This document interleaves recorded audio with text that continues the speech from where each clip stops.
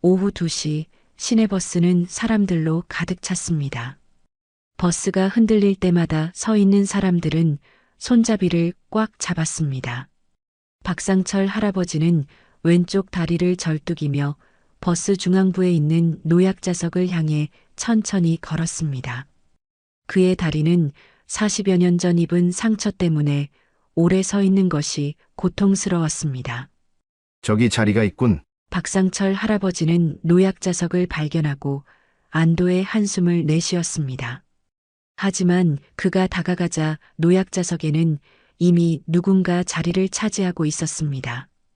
목까지 올라오는 용 문신의 팔뚝에는 거미줄 문신이 그려진 건달이었습니다.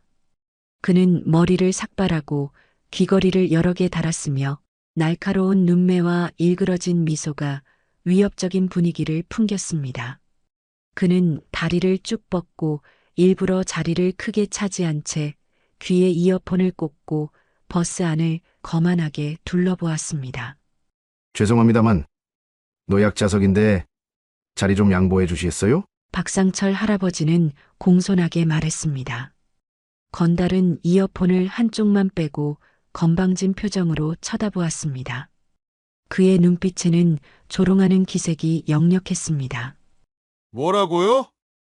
못 들었는데요. 여기가 노약자석이라 자리를 양보해 주시면 고맙겠습니다. 박상철 할아버지는 다시 한번 부탁했습니다. 왼쪽 다리가 아파오기 시작했고 버스가 흔들릴 때마다 중심을 잡기 어려웠습니다. 건달은 코웃음을 치더니 큰 소리로 웃었습니다. 그의 팔뚝 근육이 움직일 때마다 문신이 일렁였습니다. 아이고, 절뚝거리는 노인네야. 내가 왜 비켜줘야 돼? 먼저 앉은 사람이 임자 아냐? 다리가 아프면 택시를 타던가. 왜 여기 와서 나이 많다고 유세야? 건달은 목소리를 높였습니다. 그의 목소리에는 오만함이 가득했습니다. 노약자석이라고 무조건 비켜줘야 하는 법 있어? 나도 피곤하다고. 박상철 할아버지의 얼굴이 붉어졌지만 그는 침착함을 유지했습니다. 젊은이, 버스에 노약자석이 있는 이유가 있지 않겠나? 나이가 많거나 몸이 불편한 사람들을 위한 배려야. 아, 진짜 귀찮게 하네. 건달은 갑자기 자리에서 일어나 박상철 할아버지 앞에 서서 그의 가슴을 손가락으로 거칠게 밀었습니다. 무게중심이 불안정했던 박상철 할아버지는 뒤로 비틀거리며 넘어질 뻔했습니다. 절뚝거리는 거 가지고 특별 대우 받으려고? 그냥 다른 데 가서 서 있어. 이 노인네야. 아님 집에서 나오질 말던가. 다시 한번 건달은 박상철 할아버지의 어깨를 밀었고 이번에는 박상철 할아버지가 옆에 있던 승객에게 부딪혔습니다. 승객들은 불안한 기색으로 더 멀리 물러났고 아무도 나서서 말리지 않았습니다. 버스 기사도 그만하세요 라고 작게 이야기할 뿐 별 다른 말을 하지 않았습니다. 건달의 위협적인 외모와 행동 때문에 다들 개입하기를 꺼렸습니다. 이봐 젊은이. 아무리 그래도 왜 폭력을 쓰는가? 그만하게. 박상철 할아버지는 자신의 옷깃을 정리하며 말했지만 그의 목소리는 떨리고 있었습니다.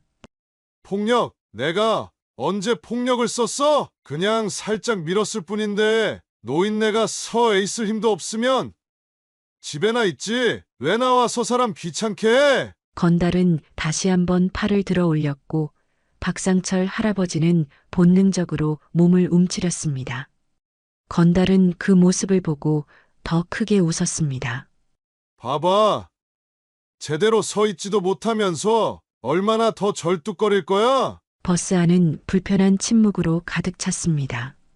승객들은 모두 상황을 알면서도 모른 척했습니다. 박상철 할아버지는 무력감을 느끼며 창밖을 바라보았습니다. 그의 왼쪽 다리는 이제 더 심하게 아파왔고 건달의 밀침으로 인해 오래된 상처가 다시 욱신거렸습니다. 바로 그때 버스 문이 열리고 한 노인이 탑승했습니다. 한지훈 할아버지였습니다.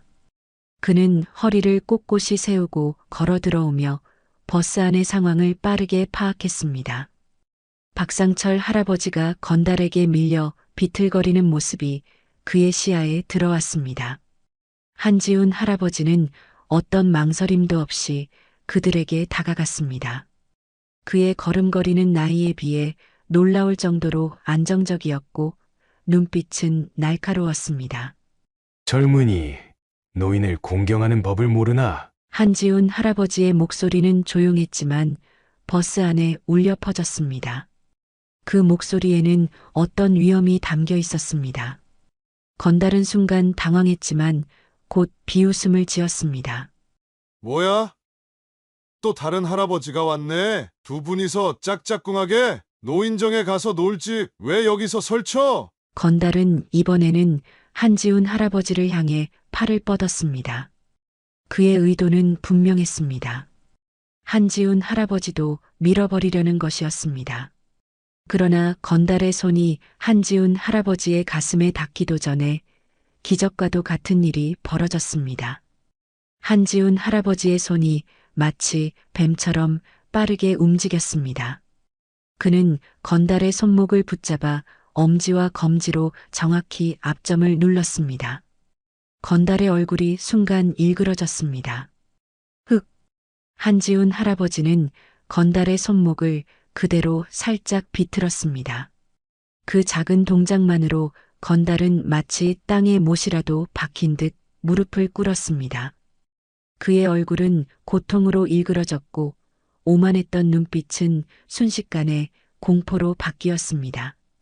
아, 이거 놔요. 제발. 한지훈 할아버지는 여전히 평온한 표정이었습니다. 마치 손자에게 훈계하듯 조용한 목소리로 말했습니다. 노인을 공경하지 않는 것도 모자라 폭력까지 쓰나? 자네 부모님께 제대로 교육받지 못했군. 건달의 친구 둘이 뒤쪽 좌석에서 벌떡 일어났습니다. 그들 역시 문신과 피어싱으로 가득한 몸을 한 건달들이었습니다. 첫 번째 건달이 주먹을 쥐고 한지훈 할아버지를 향해 달려들었습니다. 이 망할 영감탱이가! 그의 주먹이 한지훈 할아버지의 얼굴을 향해 날아왔습니다. 버스 안의 승객들은 숨을 들이켰습니다. 그러나 한지훈 할아버지는 마치 느린 영화를 보듯 주먹을 피했습니다.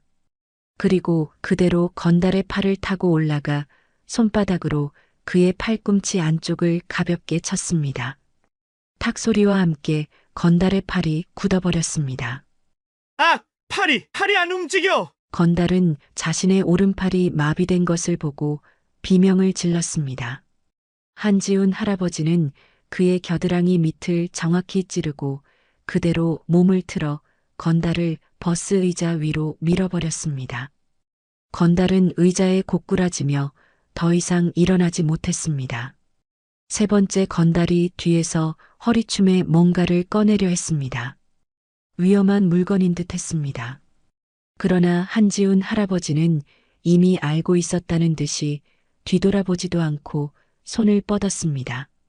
그의 손가락 두 개가 건달의 손목 부분을 정확히 찔렀고 건달의 손에서 주머니 칼이 철컥 소리와 함께 바닥으로 떨어졌습니다. 아! 손가락이 마비됐어! 한지훈 할아버지는 그대로 휙 몸을 돌려 건달의 바지 허리춤을 잡아 위로 당겼습니다. 건달의 팬티가 그대로 드러나며 그는 창피함과 고통으로 몸을 웅크렸습니다. 한지훈 할아버지는 그의 목덜미를 정확히 짚어 탁 소리가 나게 쳤고 건달은 그대로 의식을 잃을 듯 비틀거렸습니다. 단 10초도 되지 않는 시간 동안 3명의 건달은 모두 제압되었습니다. 한 명은 무릎을 꿇은 채 손목이 비틀어져 움직이지 못했고 다른 한 명은 의자에 쓰러져 마비된 팔을 부여잡고 있었으며 마지막 한 명은 팬티가 보이는 채로 목덜미를 잡고 고통스러워했습니다. 버스 안의 모든 승객들은 입을 다물지 못했습니다. 어떤 사람들은 몰래 핸드폰으로 영상을 찍기도 했습니다. 72세 노인이 3명의 건장한 건달들을 종이 인형처럼 가볍게 다루는 모습은 마치 영화 속 장면 같았습니다. 우리 내려요! 제발 내려야 해요! 다음 정류장에 세워주세요. 건달들은 겁에 질려 외쳤습니다. 버스가 다음 정류장에 멈추자 그들은 서로를 부축하며 황급히 버스에서 내렸습니다. 팬티가 보였던 건달은 바지를 부여잡은 채 뛰어내렸고 팔이 마비된 건달은 절뚝거리며 따라갔습니다. 내리면서도 계속 뒤를 돌아보는 그들의 눈에는 공포가 가득했습니다. 한지훈 할아버지는 마치 아무 일도 없었다는 듯 옷깃을 정리하고 노약자석을 가리켰습니다. 앉으시지요, 선생님. 박상철 할아버지는 놀란 표정으로 한지훈 할아버지를 바라보았습니다. 그의 눈에는 경외심이 가득했습니다. 그는 감사의 말을 중얼거리며 노약자석에 앉았습니다. 한지훈 할아버지는 옆자리에 조용히 앉았습니다. 버스 안은 다시 조용해졌지만 이번에는 불편한 침묵이 아닌 경외심 어린 정적이었습니다. 몇몇 승객들은 한지훈 할아버지를 향해 고개를 숙여 존경을 표했습니다. 그가 보여준 무술 실력은 분명 오랜 세월 갈고 닦은 것이 분명했고 누구도 노인에게서 찾아볼 수 없는 놀라운 기술이었습니다. 버스는 다시 평온을 되찾았습니다. 건달들이 내린 후 다른 승객들은 간간히 한지훈 할아버지를 향해 감사와 존경의 눈빛을 보냈습니다. 노약자석에 나란히 앉은 두 노인은 조용히 창밖을 바라보았습니다. 정말 감사합니다. 저를 도와주셔서요. 박상철 할아버지가 먼저 입을 열었습니다. 그의 목소리에는 진심 어린 고마움이 담겨 있었습니다. 별 말씀을요. 당연한 일을 했을 뿐입니다. 한지훈 할아버지는 담담하게 대답했습니다. 저는 박상철이라고 합니다. 근처 삼성의원 원장이에요. 한지훈입니다. 그냥 동네 할아버지죠. 두 사람은 가볍게 목례를 나누었습니다. 버스가 다음 정류장에 도착했고 한지훈 할아버지가 일어났습니다.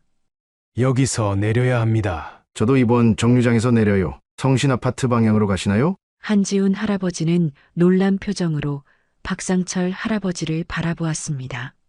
네, 그쪽으로 갑니다만. 저도 같은 방향이네요. 괜찮으시다면 함께 걸을까요? 두 노인은 버스에서 함께 내렸습니다.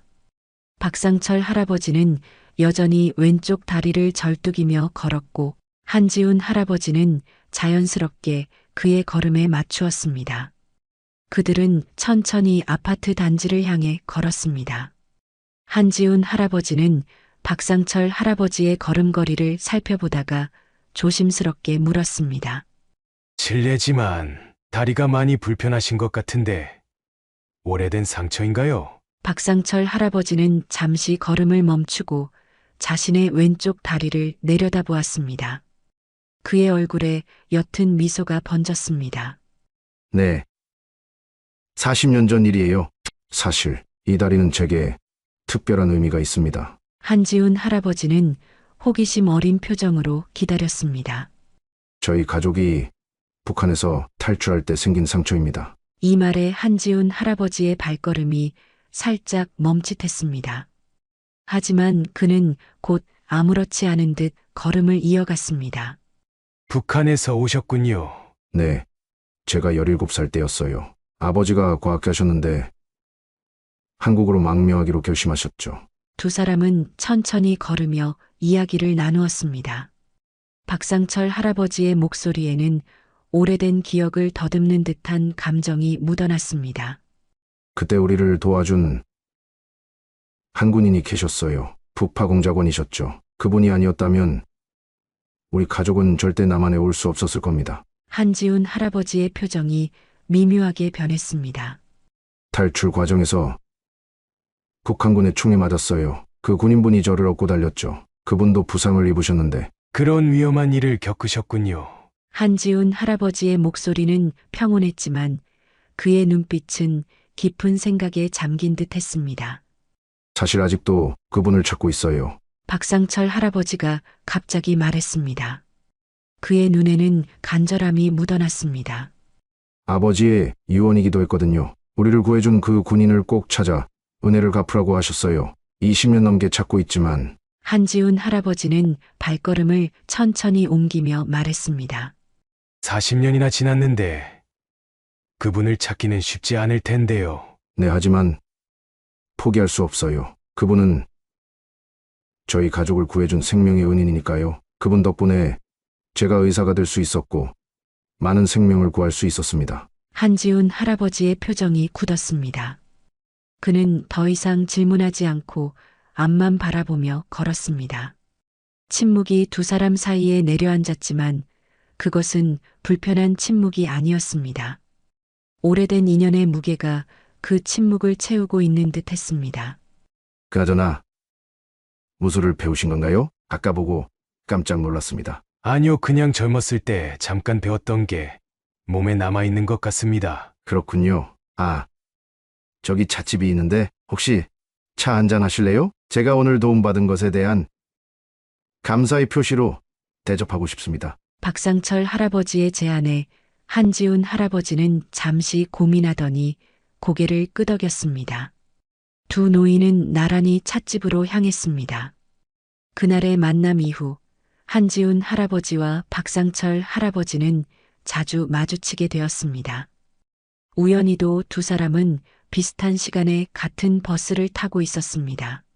매일 오후 3시 버스에서 만난 두 노인은 이제 버스에서 내려 함께 걸으며 대화를 나누는 것이 일상이 되었습니다. 오늘도 딱 시간 맞춰 오셨네요. 한 선생. 박상철 할아버지가 반갑게 인사했습니다. 한지훈 할아버지는 미소를 지으며 고개를 끄덕였습니다. 버스 시간이 정확해서 좋습니다. 두 사람은 평소처럼 버스에 나란히 앉았습니다. 이제는 승객들도 그들을 알아보기 시작했습니다. 특히 한지훈 할아버지의 무술 실력이 소문이 나면서 버스 안에서는 더 이상 노약자석 문제로 시비가 붙지 않았습니다. 그날은 버스가 평소보다 붐볐습니다. 버스 TV에서는 뉴스가 나오고 있었습니다. 오늘 국회에서는 북파공작원 명예 회복 법안이 논의될 예정입니다. 이 법안이 통과되면 국가를 위해 목숨을 걸었지만 오랫동안 인정받지 못했던 북파공작원들의 활동이 공식 기록으로 남게 됩니다. 한지훈 할아버지는 뉴스를 보고 잠시 생각에 잠겼습니다. 그의 눈빛에 묘한 감정이 스쳤지만 곧 평온한 표정으로 돌아왔습니다. 요즘 세상이 참 좋아졌군요. 예전에는 말도 못 꺼내던 이야기들이 이제는 뉴스로도 나오니까 말이에요. 한지훈 할아버지가 조용히 말했습니다. 네, 맞아요. 그분들도 이제 인정받을 때가 됐죠. 박상철 할아버지가 대답했습니다. 그의 표정이 갑자기 진지해졌습니다. 사실 이 뉴스 때문에 또 생각이 나서요. 어제 또 한 번 찾아봤어요. 무엇이요? 북파공작원 관련 기록이요. 이번 법안으로 더 많은 자료가 공개된다고 해서 혹시나 우리 가족을 구해준 두 분에 대한 단서가 있을까 해서. 한지훈 할아버지는 창밖을 바라보며 아무 말도 하지 않았습니다. 아버지께서 돌아가시기 전 제게 유언으로 남기셨어요. 우리 가족을 구해준 그 군인을 꼭 찾아 은혜를 갚으라고요. 이제 이 이야기는 한지훈 할아버지에게 익숙한 것이 되었습니다. 매번 만날 때마다 박상철 할아버지는 빠짐없이 북한 탈출 이야기와 은인을 찾는 이야기를 했습니다. 그날 밤을 잊을 수 없어요. 추격자들의 총성, 강을 건너는 순간의 공포. 그 군인분이 아니었다면 우리 가족은 모두 죽었을 겁니다. 박상철 할아버지의 눈에는 깊은 감사함이 담겨 있었습니다. 그렇군요. 한지훈 할아버지는 짧게 대답했습니다. 그의 얼굴에는 아무런 감정도 드러나지 않았지만 가슴속에서는 오래된 기억이 물결처럼 일렁였습니다. 갑자기 버스 안에 소란이 일었습니다. 앞쪽에서 젊은 여자가 노인에게 큰 소리로 화를 내고 있었습니다. 이봐요. 내 가방에 손대지 마세요. 도둑이에요. 젊은 여자가 한 노인을 손가락으로 가리키며 소리쳤습니다. 노인은 당황한 표정으로 손사래를 쳤습니다. 아니, 내가 언제 가방에 손을 댔단 겁니까? 넘어질 뻔해서 손잡이를 잡으려던 것뿐인데. 버스 안의 사람들이 모두 그쪽을 바라보았습니다. 한지훈 할아버지와 박상철 할아버지도 상황을 지켜보았습니다. 한 선생님, 저희가 가서 말려야 하지 않을까요? 박상철 할아버지가 걱정스럽게 물었습니다. 아니, 곧 해결될 겁니다. 지금 운전기사가 상황을 보고 있으니 한지훈 할아버지는 침착하게 말했습니다. 그의 예상대로 버스 기사가 마이크를 통해 말했습니다. 뒤쪽 승객분, 진정하시고 자리에 앉아주세요. CCTV가 모든 것을 녹화하고 있습니다. 젊은 여자는 잠시 주저하더니 자리에 앉았습니다. 노인은 당혹스러운 표정으로 다른 곳으로 자리를 옮겼습니다. 세상이 점점 각박해지는 것 같아요. 예전에는 이런 일이 드물었는데 박상철 할아버지가 한숨을 내쉬었습니다. 사람의 마음은 시대가 바뀌어도 크게 다르지 않습니다. 다만 표현하는 방식이 달라질 뿐이죠. 한지훈 할아버지의 말에는 오랜 세월의 지혜가 묻어났습니다. 그래서 더 감사해요. 그 군인분이 저희를 구해주신 것이 단순한 임무가 아니라 인간적인 선택이었다고 생각하거든요. 한지훈 할아버지는 갑자기 불편한 기색을 보이며 화제를 돌렸습니다. 오늘 날씨가 참 좋네요. 저기 공원에 꽃들이 피기 시작했군요. 박상철 할아버지는 한지훈 할아버지가 항상 이렇게 북한 탈출 이야기가 나올 때마다 화제를 돌리는 것을 눈치챘습니다. 처음에는 단순히 불편한 주제라고 생각했지만 이제는 그 반응이 단순한 불편함 이상의 무언가가 있다고 느꼈습니다. 네. 그러네요. 한 선생님, 혹시 제 이야기가 불편하신가요? 매번 제가 북한 이야기를 꺼내면 화제를 돌리시는 것 같아서요. 한지훈 할아버지는 잠시 침묵했습니다. 그의 눈빛이 깊어졌습니다. 불편하다기보다는 그런 이야기를 들으면 옛날 생각이 나서요. 제가 젊었을 때 비슷한 일을 겪은 친구가 있었거든요. 정말요? 혹시 그 친구분이? 아니, 그 친구는 이제 세상에 없습니다. 오래전에 떠났어요.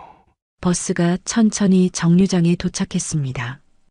두 노인은 함께 내려 평소처럼 나란히 걸었습니다. 한지훈 할아버지는 자신의 비밀을 계속 간직한 채 걸음을 옮겼습니다. 그의 마음속에는 언젠가는 진실을 말해야 할지도 모른다는 생각이 스쳤지만 아직은 때가 아니라고 느꼈습니다. 가을이 깊어가던 어느 날 오후 버스에서 내린 두 노인은 평소와 같이 함께 걸었습니다. 낙엽이 바스락거리는 길을 따라 천천히 걸으며 그들은 일상적인 대화를 나누었습니다.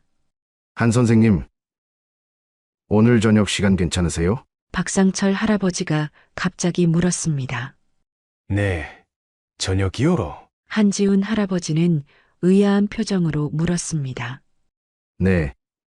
제 집에서 간단히 저녁 식사라도 하시면 어떨까 해서요. 매일 같은 버스를 타고 이야기는 많이 나눴지만 제대로 대접한 적이 없어서. 한지훈 할아버지는 잠시 망설였습니다. 그는 지나치게 개인적인 만남을 피해왔습니다. 하지만 몇 달 동안 함께 버스를 타며 정이 들었고 박상철 할아버지의 따뜻한 제안을 거절하기 어려웠습니다. 그럼 감사히 초대에 응하겠습니다. 잘 됐네요. 제 집이 바로 저 아파트예요. 걸어서 5분이면 됩니다. 두 사람은 성신 아파트 단지로 향했습니다. 가을 햇살이 따스하게 내리쬐는 오후 그들은 여유롭게 걸으며 이런저런 이야기를 나누었습니다. 저는 혼자 살아요. 아내는 10년 전에 먼저 떠났고 아들은 미국에서 의사로 일하고 있습니다. 박상철 할아버지가 말했습니다. 저도 혼자 삽니다. 결혼은 하지 않았어요. 한지훈 할아버지의 대답은 항상 그랬듯 간결했습니다. 그들은 15층 아파트에 도착했습니다. 엘리베이터를 타고 올라가 박상철 할아버지의 집에 들어섰습니다. 넓고 정돈된 집안은 오랫동안 혼자 살았지만 깔끔하게 관리되고 있었습니다. 들어오세요. 편하게 계시고 저는 간단히 저녁 준비를 하겠습니다. 한지훈 할아버지는 거실 소파에 앉았습니다. 거실 벽면에는 여러 가족 사진들이 걸려 있었습니다. 그의 시선이 오래된 흑백 사진 한 장에 멈췄습니다. 그것은 젊은 박상철과 그의 부모님이 함께 찍은 사진이었습니다. 배경은 낮은 산과 작은 마을이 보이는 곳이었습니다. 한지훈 할아버지는 무심코 그 사진 앞으로 다가갔습니다. 그의 손이 미세하게 떨렸습니다. 부엌에서 나온 박상철 할아버지는 사진을 바라보는 한지훈 할아버지의 모습을 보았습니다. 아, 저 사진에 관심이 있으신가요? 개성 근처 마을이군요. 한지훈 할아버지는 생각에 잠긴 채 무심코 말했습니다. 그 순간 깨달았습니다. 자신이 큰 실수를 했다는 것을. 박상철 할아버지의 얼굴이 굳어졌습니다. 그는 천천히 다가와 한지훈 할아버지의 옆에 섰습니다. 어떻게 이 마을을 아세요? 그의 목소리는 떨리고 있었습니다. 이곳은 우리가 탈출한 마을입니다. 타지는 탈출 직전에 찍은 마지막 가족 사진이고요. 한지훈 할아버지는 침을 삼켰습니다. 그는 급히 변명을 생각해냈습니다. 제가 예전에 지도를 많이 봐서 지형이 특이해서 기억나는 것 같습니다. 박상철 할아버지의 눈에는 의심의 빛이 가득했습니다. 그는 한지훈 할아버지의 얼굴을 뚫어져라 바라보았습니다. 개성 근처라고 정확하게 말씀하셨습니다. 이 마을 이름은 공식 지도에도 거의 나오지 않는 작은 마을입니다. 방 안의 공기가 무거워졌습니다. 한지훈 할아버지는 시선을 돌려 다른 사진들을 바라보았습니다. 가족분들이 참 행복해 보이네요. 아드님도 잘생기셨고. 박상철 할아버지는 한지훈 할아버지의 화제 전환을 알아차렸지만 더 이상 캐묻지 않았습니다. 아직 정확한 근거가 없기 때문입니다. 하지만 속으로 의심은 품고 있었습니다. 대신 그는 옆에 있는 앨범을 꺼내 한지훈 할아버지에게 건넸습니다. 여기 더 많은 사진이 있어요. 한국에 와서 새 삶을 시작한 우리 가족의 이야기죠. 한지훈 할아버지는 조심스럽게 앨범을 받았습니다. 그것은 박진호 가족의 한국 생활을 담은 앨범이었습니다. 어린 박상철이 의대 졸업식에서 찍은 사진, 박진호가 연구실에서 일하는 모습, 가족여행 사진들. 아버지는 과학자로서 한국의 의학 발전에 크게 기여하셨어요. 저도 아버지의 뜻을 이어 의사가 되었고요. 박상철 할아버지의 목소리에는 자부심이 묻어났습니다. 대단하십니다. 새로운 나라에서 그렇게 성공하시다니. 한지훈 할아버지의 목소리는 조용했지만 그 안에는 깊은 감동이 담겨 있었습니다. 그 모든 것이 우리를 구해주신 그분 덕분이에요. 그래서 그분을 꼭 찾고 싶은 거예요. 박상철 할아버지가 한지훈 할아버지의 눈을 똑바로 바라보며 말했습니다. 그의 눈빛은 단호했습니다. 한 선생님, 정말로 그냥 지도를 보고 저 마을을 아신 건가요? 한지훈 할아버지는 잠시 침묵했습니다. 그의 마음속에서는 진실을 말할지 말지 갈등이 일었습니다. 네. 지도에서 본 것 같습니다. 제가 젊었을 때 여러 지역의 지도를 연구했거든요. 박상철 할아버지는 더 이상 추궁하지 않았지만 그의 눈빛은 여전히 의심에 차 있었습니다. 그는 앨범을 다시 받아 조심스럽게 책장에 넣었습니다. 저녁 식사할 시간이네요. 부엌으로 오시죠. 두 사람은 식탁에 마주 앉았습니다. 박상철 할아버지가 준비한 소박하지만 정성 어린 식사가 오갔습니다. 대화는 자연스럽게 이어졌지만 공기 중에는 미묘한 긴장감이 감돌았습니다. 그렇게 소박한 집에서 저녁 식사가 끝났습니다. 정돈된 거실에는 군인 시절의 물건은 보이지 않았지만 벽에 걸린 작은 태극기가 눈에 띄었습니다. 두 노인은 식탁을 정리하고 거실로 자리를 옮겼습니다. 차 한잔 하시겠어요? 박상철 할아버지가 물었습니다. 네, 감사합니다. 식사가 정말 맛있었어요. 박상철 할아버지는 찻잔을 내어놓고 따뜻한 차를 따랐습니다. 두 사람은 조용히 차를 마시며 편안한 침묵을 즐겼습니다. 참 좋은 집이세요. 혼자 사시는데도 깨끗하게 정돈되어 있어서 놀랐어요. 감사합니다. 혼자 살더라도 깨끗이 살아야죠. 박상철 할아버지는 천천히 차를 마시다가 문득 진지한 표정을 지었습니다. 그는 결심한 듯 입을 열었습니다. 한 선생님, 며칠 전부터 계속 생각한 것이 있어요. 제가 계속 말씀드렸던 북한 탈출 이야기. 한지훈 할아버지의 손이 잠시 멈칫했지만 곧 평온한 표정으로 고개를 끄덕였습니다. 네, 그런데요? 아버지께서 돌아가시기 전에 저에게 말씀하신 게 있습니다. 저희를 구해준 군인은 오른손 엄지에 V자 흉터가 있었다고 하셨어요. 북한군의 총알이 스쳐 생긴 상처라고요. 한지훈 할아버지의 표정이 굳었습니다. 그는 무의식적으로 오른손을 소파 쿠션 아래로 움직였습니다. 그렇군요. 구체적인 단서가 있으시니 찾기가 더 수월하실 텐데요. 네. 그래서 최근에 한 분을 주의 깊게 지켜봤습니다. 그때 한지훈 할아버지는 떨리는 손으로 물 한 잔을 따르려다 실수로 컵을 떨어뜨렸습니다. 물이 바닥에 쏟아졌습니다. 죄송합니다. 괜찮습니다. 수건 가져오겠습니다. 박상철 할아버지는 서둘러 부엌으로 향했습니다.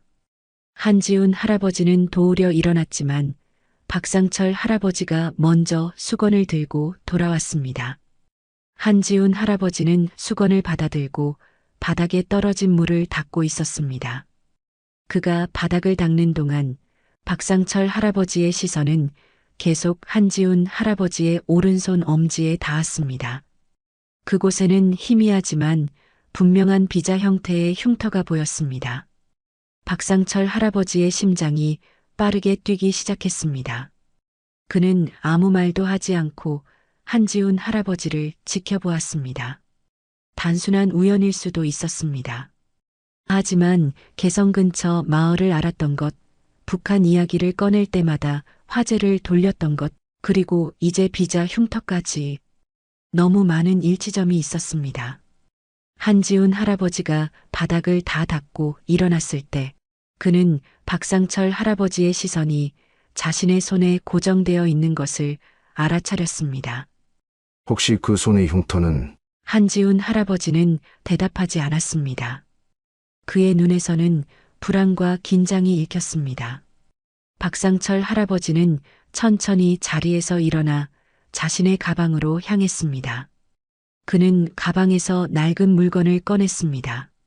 녹슨 군번줄이었습니다. 저는 항상 이 군번줄을 간직해왔습니다. 이 군번줄은 북한을 탈출할 때 그 군인분께서 제 상처를 묶어주기 위해 사용하셨죠. 그는 군번줄을 한지훈 할아버지 앞에 내려놓았습니다. 군번줄에는 83601이라는 번호가 희미하게 새겨져 있었습니다. 한지훈 할아버지의 얼굴이 창백해졌습니다. 그의 손이 미세하게 떨리기 시작했고 눈에는 복잡한 감정이 교차했습니다. 그는 군번줄을 응시하며 한참 동안 아무 말도 하지 않았습니다. 저는 확신이 필요합니다. 한 선생님, 박상철 할아버지가 조용히 말했습니다. 그의 목소리에는 40년 동안의 기다림이 담겨 있었습니다. 개성 근처 마을을 아시는 것, V자, 흉터, 그리고 이제 이 군번줄을 쳐다보는 한 선생님의 눈빛까지 우연이라기엔 너무 많은 일치점이 있습니다. 박상철 할아버지는 절뚝이며 한 걸음 더 다가갔습니다. 그는 자신의 왼쪽 다리를 가리켰습니다. 아시겠지만 제가 이렇게 다리가 아픈 이유는 북한을 탈출할 때 총을 맞았기 때문입니다. 하지만 그 용감한 군인이 없었다면 저는 이렇게 살아있을 수조차 없죠. 아니, 저희 가족 모두가 이 세상 사람이 아니었죠. 그분은 본인도 총상을 입어가면서도 저희 가족을 목숨 걸고 구해주셨습니다. 한지훈 할아버지의 눈에서 눈물이 맺혔습니다. 오래된 기억이 홍수처럼 밀려오는 것을 느꼈습니다. 박상철 할아버지도 눈물을 흘리면서 말했습니다. 선생님이 우리 가족을 구해주신 그 북파공작원이 맞으시오? 한지훈 할아버지는 천천히 고개를 끄덕였습니다. 더 이상 부정할 수 없었습니다. 네, 40년 동안 비밀로 해왔던 일입니다. 그의 목소리는 떨렸고 눈에서는 눈물이 흘러내렸습니다. 40년 동안 가슴에 묻어두었던 비밀이 마침내 밝혀지는 순간이었습니다. 왜 그동안 말씀해 주시지 않았어요? 걔가 그렇게 오랫동안 찾아다녔는데 이렇게 바로 제 옆에 계셨는데. 비밀 작전이었기 때문입니다. 북파공작원의 신분은 국가기밀이었습니다. 그걸 발설하면 법적으로 처벌받을 수 있었어요. 한지훈 할아버지는 깊은 한숨을 내쉬었습니다.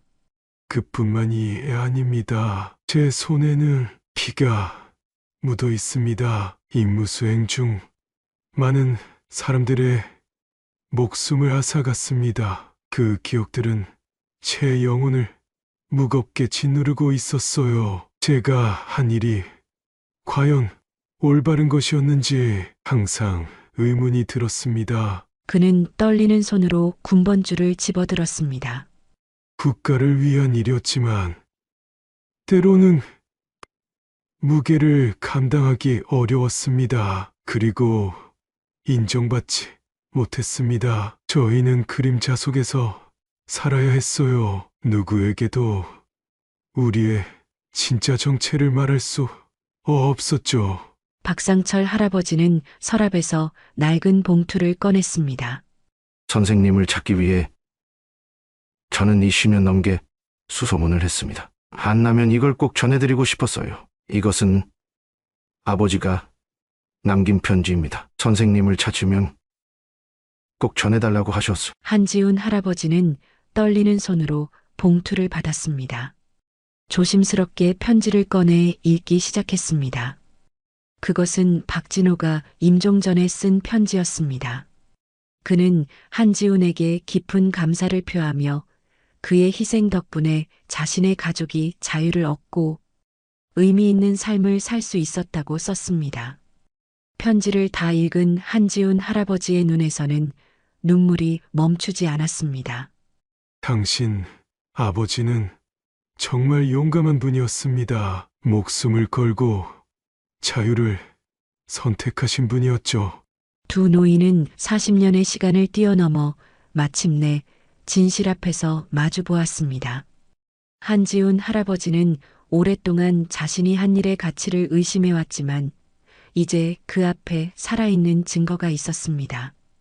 그가 목숨을 걸고 구한 소년이 훌륭한 의사가 되어 수많은 생명을 구했고 이제 그의 앞에 서 있었습니다. 때는 1978년 9월 칠흑 같은 어둠이 내린 북한 국경 지역. 초가을의 밤 공기는 차가웠고 주변에는 나뭇잎 흔들리는 소리와 멀리서 들려오는 개 짖는 소리만이 간간히 들렸습니다. 젊은 나이에 한지훈은 어둠 속에 완벽하게 숨어 있었습니다.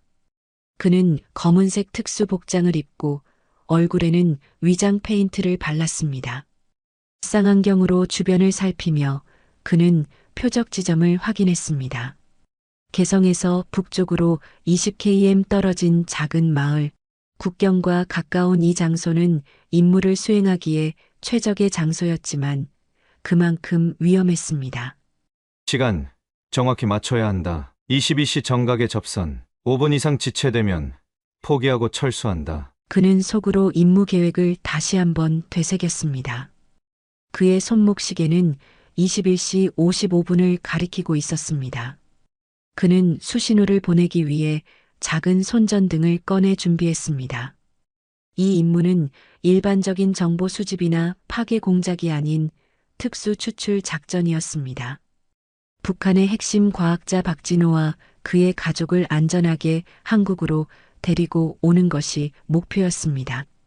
박진호는 북한의 중요 생화학 연구소에서 일하는 과학자로 귀중한 정보와 기술을 가지고 있었습니다. 그는 비밀리에 한국 정부와 접촉해 망명을 요청했고 그의 가족과 함께 안전하게 데려오는 임무가 한지훈에게 주어졌습니다. 정확히 22시, 그는 약속된 장소에서 깜빡임 신호를 3번 보냈습니다. 잠시 후 어둠 속에서 약한 응답 신호가 돌아왔습니다. 그는 조심스럽게 접근했습니다. 숲속 작은 오두막 앞에 3명의 인물이 긴장된 모습으로 서 있었습니다. 중년의 남자, 그의 아내로 보이는 여성, 그리고 10대 중반으로 되어 보이는 소년. 그들은 작은 가방만을 들고 있었고 얼굴에는 공포와 긴장감이 역력했습니다. 한지우는 조심스럽게 다가가며 약속된 암호를 속삭였습니다. 가을비가 내리면 강물은 불어납니다. 중년 남성이 떨리는 목소리로 응답했습니다. 그러나 소나무는 결코 휘어지지 않습니다. 정확한 응답. 한지우는 안도의 숨을 내쉬었습니다. 박진호 선생님이시죠? 저는 여러분을 안전하게 모실 겁니다. 저를 믿고 따라와 주세요. 박진호는 급히 고개를 끄덕였습니다. 그의 얼굴에는 깊은 주름이 패여 있었고 눈에는 공포와 결연함이 섞여 있었습니다. 이쪽은 제 아내 김미영이고 아들 상철입니다. 모두 준비됐습니다. 한지우는 소년 박상철을 바라보았습니다. 마른 체구의 소년은 겁에 질린 눈으로 주변을 살피고 있었습니다. 그의 얼굴에는 아직 어린 티가 남아 있었지만 눈빛은 이미 많은 것을 보고 겪은 듯 했습니다. 걱정 마십시오. 무슨 일이 있어도 끝까지 남한으로 모시겠습니다. 한지훈의 목소리는 부드럽지만 확신에 차 있었습니다. 그는 가족들에게 가까이 다가갔습니다. 이제부터는 제 지시에 정확히 따라주셔야 합니다. 소리는 최대한 내지 마시고 제 뒤를 바짝 따라오세요. 만약 위험 상황이 발생하면 제가 신호를 보낼 테니 그때는 즉시 엎드리셔야 합니다. 박진호의 아내가 불안한 목소리로 물었습니다. 정말 우리가 무사히 갈 수 있을까요? 한지우는 따뜻한 미소를 지으며 그녀의 어깨를 가볍게 두드렸습니다. 걱정 마세요. 제가 목숨을 걸고 여러분을 지킬 겁니다. 우리는 반드시 성공할 겁니다. 그의 단호한 말에 가족들의 긴장이 조금 풀렸습니다. 한지우는 소년 박상철에게 다가가 그의 어깨를 잡았습니다. 상철이 용감하게 행동해야 해. 앞으로 몇 시간이 너의 인생에서 가장 중요한 시간이 될 거야. 두려워도 괜찮아. 하지만 용기를 잃지 말고, 알겠지? 소년은 천천히 고개를 끄덕였습니다. 그의 눈에는 두려움 속에서도 결연한 의지가 보였습니다. 한지우는 주변을 다시 한번 살폈습니다. 어둠 속에서 그는 완벽한 경로를 계산하고 있었습니다. 그들이 국경을 넘기 위해서는 군 초소 2곳을 피해 강을 건너야 했습니다. 그리고 그곳에는 지뢰밭과 순찰병들이 있었습니다. 이제 출발하겠습니다. 제 뒤를 정확히 따라오시면 됩니다. 그리고 제가 밟는 곳만 밟으셔야 합니다. 한지우는 앞장서서 어둠 속으로 움직이기 시작했습니다. 그의 걸음은 마치 숲의 일부가 된 것처럼 소리 없이 진행됐습니다. 박진호 가족은 불안한 모습으로 그의 뒤를 따랐습니다. 작은 개울가에 다다랐을 때 한지우는 갑자기 멈춰서서 손을 들어 올렸습니다. 모두가 숨을 죽였습니다. 멀리서 군인들의 발소리가 들려왔습니다. 순찰되었습니다. 한지우는 재빨리 손짓하며 가족들을 키 큰 숲을 아래로 인도했습니다. 그들은 몸을 낮추고 기다렸습니다. 박상철의 심장은 마치 밖으로 튀어나올 것처럼 격렬하게 뛰었습니다. 그의 어머니는 떨리는 손으로 아들의 손을 꼭 잡았습니다. 순찰대의 발소리가 점점 가까워졌다가 다시 멀어졌습니다. 한지우는 5분을 더 기다린 후 조심스럽게 자리에서 일어났습니다. 이제 갑시다. 앞으로 2km 더 가면 강이 나옵니다. 그곳이 가장 위험한 구간입니다. 그들은 다시 움직이기 시작했습니다. 한지우는 마치 밤의 포식자처럼 소리 없이 숲을 통과했고 가족들은 최대한 그의 움직임을 모방하려 노력했습니다. 때로는 멈춰서서 주변을 살피고 때로는 빠르게 달리며 그들은 한 걸음씩 자유를 향해 나아갔습니다.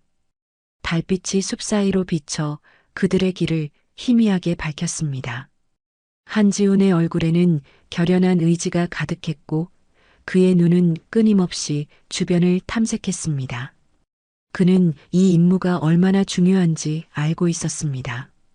한 과학자의 망명이 아니라 한 가족의 운명이 그의 손에 달려 있었습니다.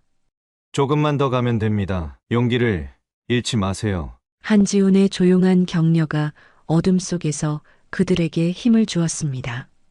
어둠 속에서 조용히 움직이던 한지훈과 박진호 가족은 강가에 도착했습니다. 강폭은 그리 넓지 않았지만 초가을의 차가운 물살이 거세게 흐르고 있었습니다. 달빛이 강물 위에 은빛길을 만들어냈습니다. 여기가 가장 위험한 구간입니다. 강을 건너면 접선 요원이 남쪽에서 우리를 기다리고 있을 겁니다. 한지훈은 조용히 설명했습니다. 그는 작은 방수 가방에서 로프를 꺼냈습니다. 박 선생님, 이 로프로 서로를 연결하겠습니다. 물살이 샌이 떨어지지 않도록 조심해야 합니다. 그는 로프를 박진호의 허리에 묶고 그의 아내, 아들 순으로 연결했습니다. 마지막으로 자신의 허리에도 로프를 단단히 묶었습니다. 제가 먼저 물에 들어가겠습니다. 강바닥 상태를 확인한 후 신호를 보내면 따라오세요. 한지훈이 조심스럽게 물에 발을 담그려는 순간 갑자기 숲에서 빛이 번쩍였습니다. 강 건너편에서 탐조등이 그들을 향해 비춰지고 있었습니다. 한지훈은 순간적으로 가족들을 강둑 아래로 밀어 넣었습니다.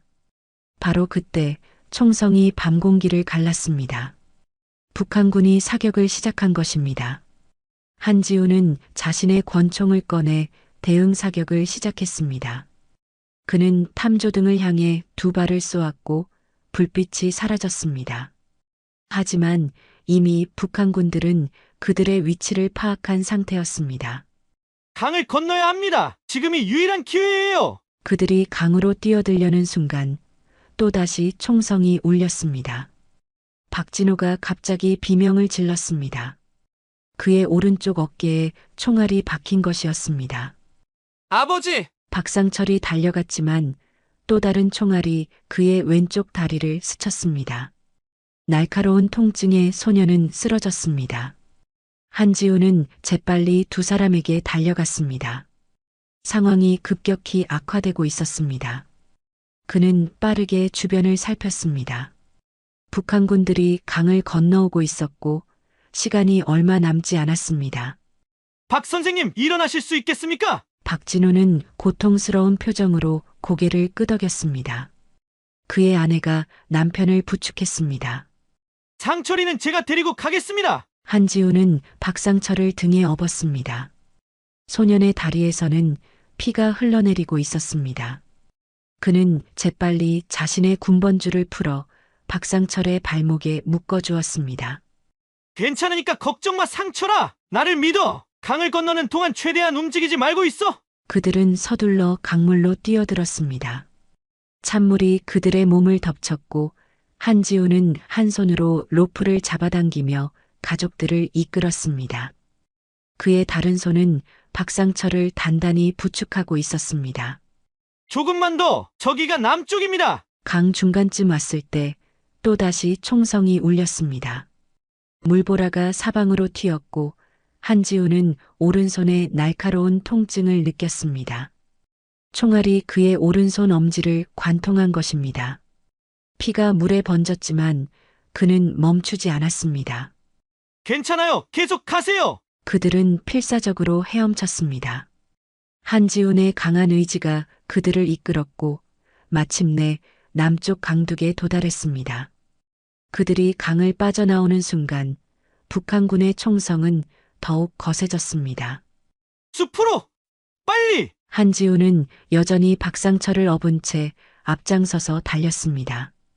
그의 오른손 엄지에서는 피가 계속 흘러내렸고 비자 형태의 깊은 상처가 생겼습니다. 그리고 이후 그는 또 한 발의 총상을 입었습니다. 하지만 그는 고통을 무시하고 계속 전진했습니다. 숲속으로 깊이 들어가자 총성이 점차 멀어졌습니다. 그들은 잠시 숨을 고르기 위해 멈췄습니다. 박진호는 창백한 얼굴로 어깨를 부여잡고 있었고 그의 아내는 불안한 눈빛으로 주변을 살폈습니다. 이제 어떻게 하죠? 한지우는 자신의 상처를 천으로 감싸며 대답했습니다. 접선 지점까지 2km 더 가야 합니다. 그곳에 우리 요원들이 대기하고 있을 겁니다. 그들은 다시 움직이기 시작했습니다. 한지우는 여전히 박상철을 업고 있었고 박진호와 그의 아내는 서로를 부축하며 뒤를 따랐습니다. 달빛이 숲 사이로 비쳐 그들의 길을 희미하게 밝혔습니다. 그러나 운명은 그들에게 또 다른 시험을 준비하고 있었습니다. 갑자기 머리 위로 헬리콥터 소리가 들려왔습니다. 북한군의 추격이 본격화된 것입니다. 이대로는 모두가 위험합니다. 한지우는 결단을 내렸습니다.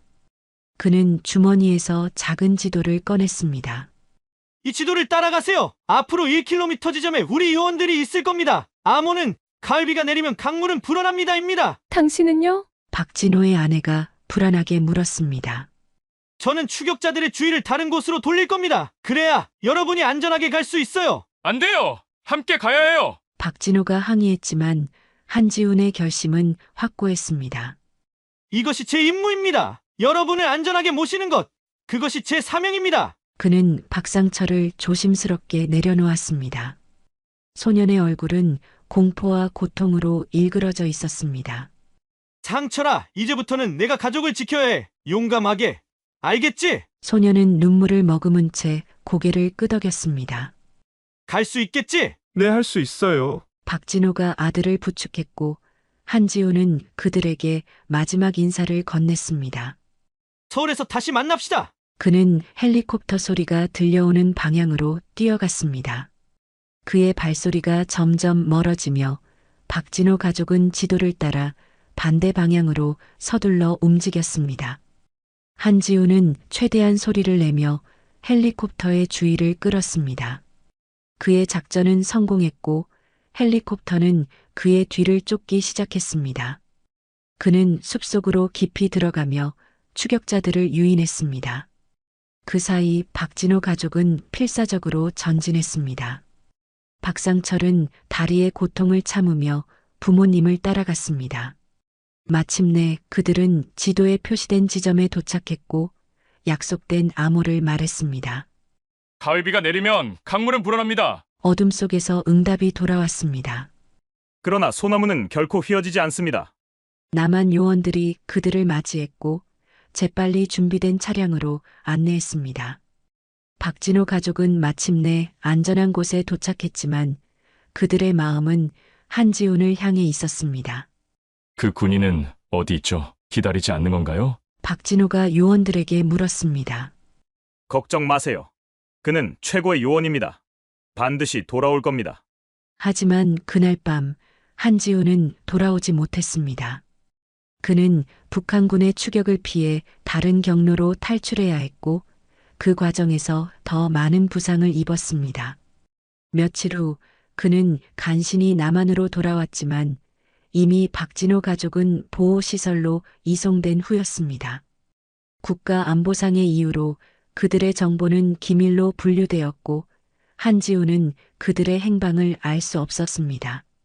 그리고 박진호 가족 역시 자신들을 구해준 군인의 이름조차 알지 못했습니다.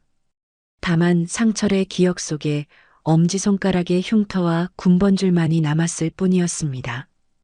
그렇게 40년의 세월이 흐른 후에야 운명은 그들을 다시 만나게 했습니다. 노인이 된 한지훈과 의사가 된 박상철, 두 사람은 이제야 그날 밤의 진실을 마주하게 된 것입니다.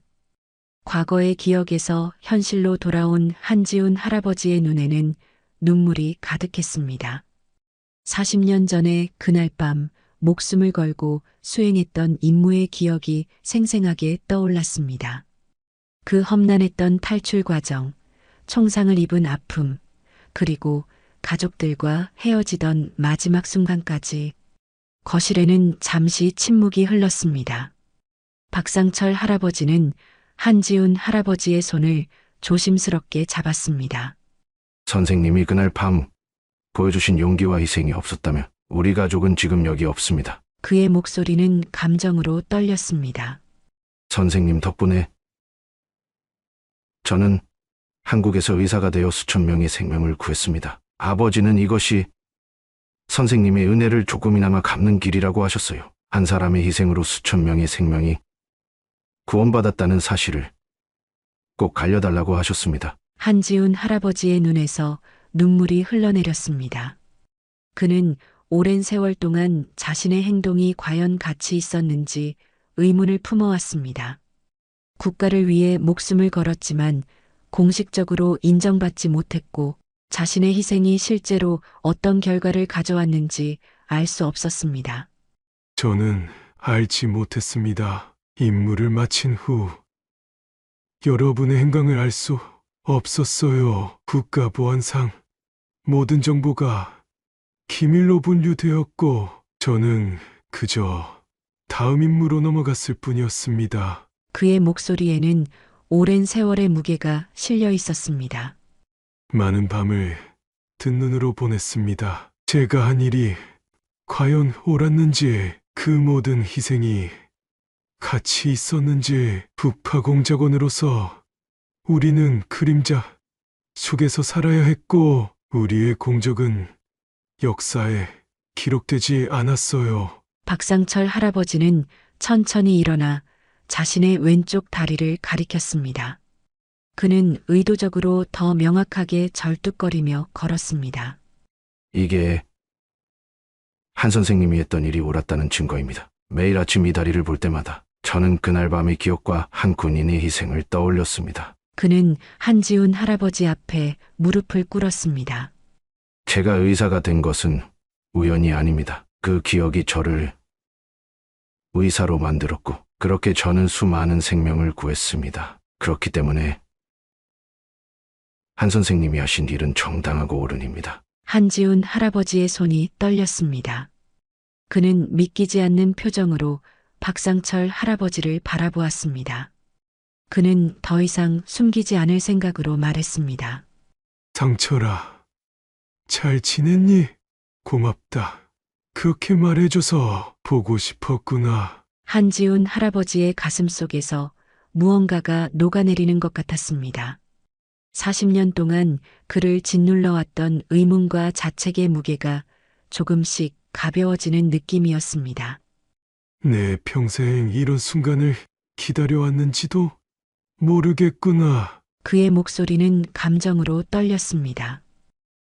북파공작원으로서 우리는 언제나 임무만 중요했지. 그 결과를 보는 경우는 거의 없었어. 많은 동료들이 돌아오지 못했고 돌아온 이들도 제대로 인정받지 못했지. 한지훈 할아버지는 깊은 숨을 내쉬었습니다. 하지만 오늘 내가 이렇게 내 앞에 의사로서 멋지게 서 있는 걸 보니 모든 것이 가치 있었던 것 같구나. 박상철 할아버지는 한지훈 할아버지의 손을 꼭 잡았습니다. 선생님의 희생은 결코 헛되지 않았습니다. 저희 가족뿐만 아니라 제가 치료한 모든 환자들, 선생님의 용기가 만들어낸 선한 영향력은 계속해서 이어질 겁니다. 한지훈 할아버지의 얼굴에 감동의 미소가 번졌습니다. 평생 국가를 위해 살아왔지만 제대로 인정받지 못했던 그에게 이 순간은 그 무엇과도 바꿀 수 없는 보상이었습니다. 고맙다. 상철아, 내가 이렇게 훌륭한 사람으로 자란 것을 보니 내 인생이 의미 있었던 것 같구나. 두 노인은 40년의 세월을 뛰어넘어 마침내 서로를 껴안았습니다. 그들의 눈에는 감동의 눈물이 가득했습니다.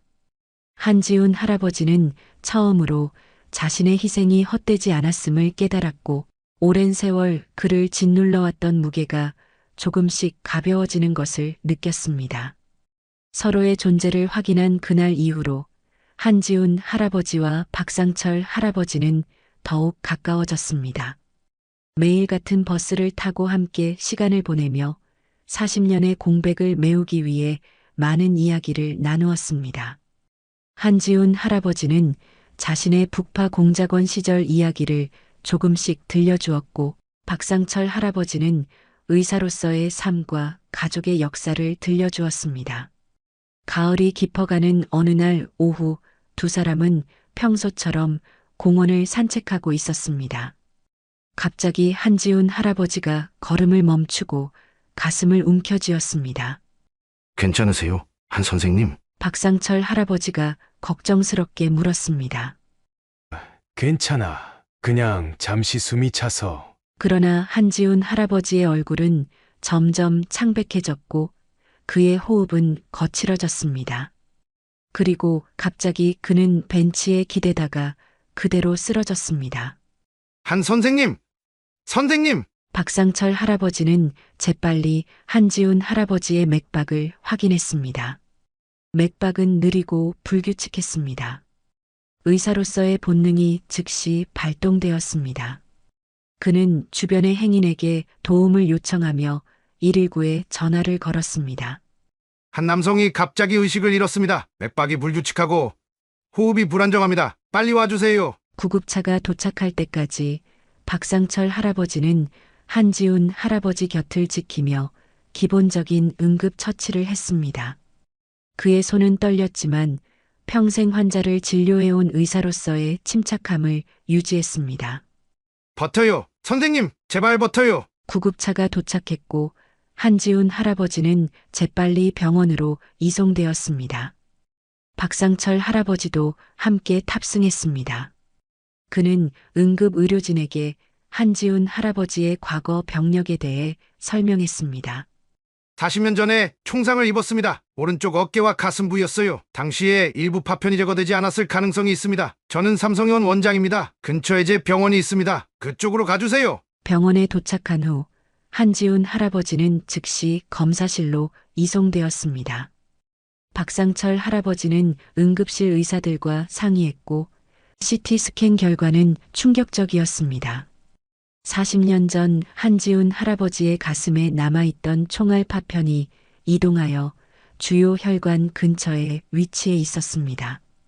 파편이 조금만 더 이동하면 대동맥을 손상시킬 수 있는 위험한 상황이었습니다. 즉시 수술이 필요합니다. 수석 외과 의사가 말했습니다.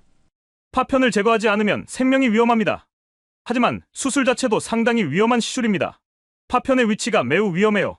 박상철 할아버지는 CT 스캔 화면을 자세히 살펴보았습니다. 비록 그는 노년에 은퇴한 의사였지만 평생 유능한 외과 의사로 일해온 경험이 있었습니다. 제가 수술을 맡겠습니다. 그의 말에 의료진들이 놀란 표정을 지었습니다. 원장님, 괜찮으실까요? 네, 이분은 제 은인입니다. 40년 전 이분이 저희 가족의 목숨을 구해주셨어요. 그때 입은 상처의 파편이 지금 그분의 목숨을 위협하고 있습니다. 제가 직접 수술을 집도하겠습니다. 그의 목소리에는 확고한 결심이 담겨 있었습니다. 병원 의료진들은 박상철 할아버지의 명성을 알고 있었고 그의 요청을 수락했습니다. 수술실을 준비하겠습니다. 박 선생님, 필요한 것이 있으시면 말씀해 주세요. 수술 준비가 진행되는 동안 박상철 할아버지는 마취된 한지훈 할아버지의 병상 곁에 앉았습니다. 그는 한지훈 할아버지의 손을 꼭 잡았습니다. 40년 전 선생님은 저를 얻고 온몸으로 총알을 막아주셨습니다. 이제 제가 선생님의 생명을 구할 차례입니다. 수술실이 준비되었고 한지훈 할아버지는 수술대로 이송되었습니다. 박상철 할아버지는 수술복으로 갈아입고 철저히 손을 씻었습니다. 그의 나이에도 불구하고 그의 손은 놀라울 정도로 안정적이었습니다. 수십 년간의 경험이 그의 손끝에 응축되어 있었습니다. 수술을 시작하겠습니다. 수술은 5시간 동안 계속되었습니다. 파편의 위치가 매우 위험했기 때문에 극도의 주의가 필요했습니다. 박상철 할아버지의 이마에서는 땀이 흘러내렸지만 그의 손은 정확하고 안정적이었습니다. 그는 모든 기술과 경험을 동원하여 한지훈 할아버지의 가슴에서 파편을 제거하기 위해 집중했습니다. 마침내 그는 40년 전 한지훈 할아버지의 가슴에 박힌 총알 파편을 성공적으로 제거했습니다. 작은 금속 조각이 수술실 접시 위에 놓였을 때 모든 의료진들은 안도의 한숨을 내쉬었습니다. 놀라운 수술이었습니다. 박 선생님. 젊은 외과 의사가 경외심을 담아 말했습니다. 박상철 할아버지는 겸손하게 고개를 끄덕였습니다. 그의 눈에는 눈물이 고여 있었습니다. 수술 후 한지훈 할아버지는 중환자실로 이송되었습니다.